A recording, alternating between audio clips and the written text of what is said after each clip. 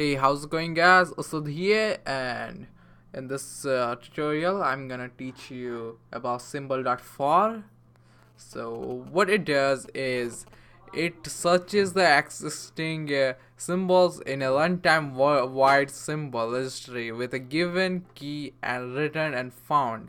Otherwise, the new symbol gets created in a global history with this key. So let me show you.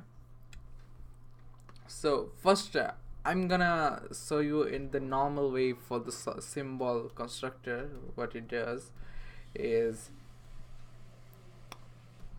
symbol and pass bar and give you equals to symbol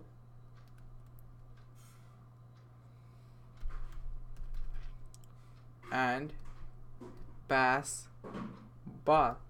So if we do that, what it's gonna do, it's give you a false, because both the time it's creating a new one. So see, it's give you false. But if we do like log it on a console and use symbol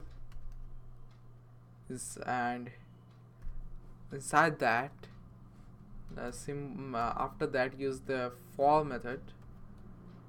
Don't get confused with for loop though, and pass bar and equals to symbol dot full. Inside that I'm gonna pass bar.